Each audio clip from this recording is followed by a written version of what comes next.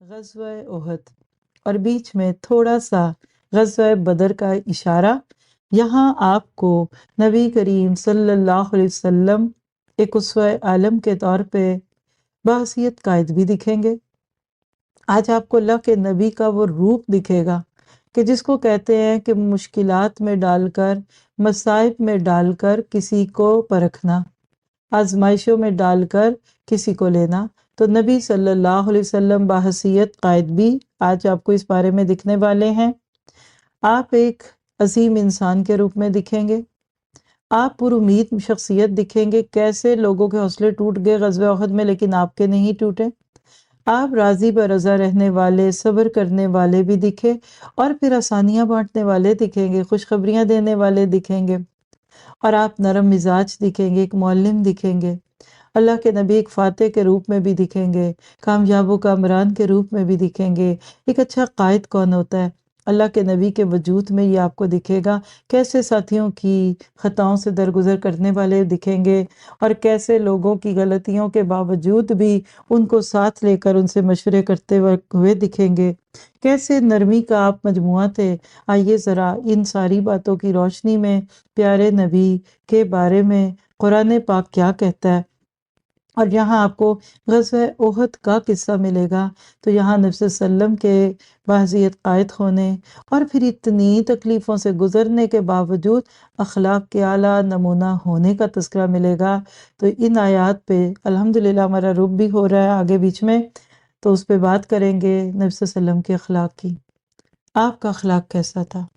حضرت عائشہ صدیقہ رضی اللہ تعالیٰ عنہا جو آپ کی عزیز بیوی تھی، اللہ کے نبی صلی اللہ علیہ وسلم ان کے پاس بیٹھے تھے، غزوہ احد گزر چکا تھا۔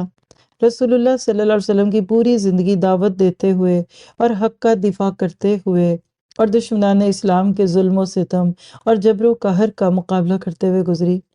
حضرت عائشہ نے اللہ کے نبی سے ایک انوکھا سوال کیا، اے میرے آقا، کیا آپ پر احد کے دن سے زیادہ بھی کوئی سخت اور سنگین دن گزرا ہے؟ سوال بڑا معنی خیز اور اہم تھا۔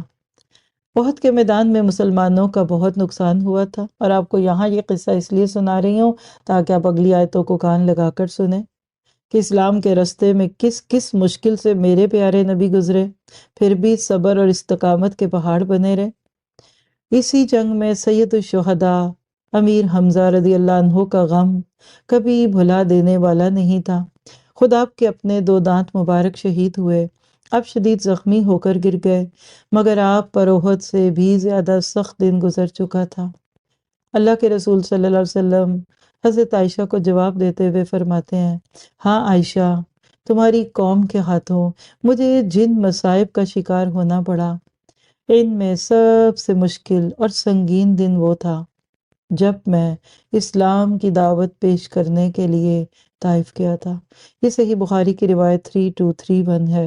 تو مجھے امید ہے کہ اللہ کے نبی صلی اللہ علیہ وسلم کی اس بات کو سن کر اب آپ کو آپ کے اخلاق کا اندازہ بھی ہو جائے گا کہ جنہوں نے آپ کو ستایا، آپ پہ پتھر پھینکے، آپ کے پیچھے اوباش لڑکوں کو لگا دیا، آپ نے ان کے لیے بھی بد دعا نہ کی، اور کہا کہ شاید ان کی نسلوں میں سے ہی اللہ تعالیٰ کسی کو چن لے گا، اور وہاں سے محمد بن قاسم اٹھے اور پھر آپ کے سندھ کو فتح کر گئے۔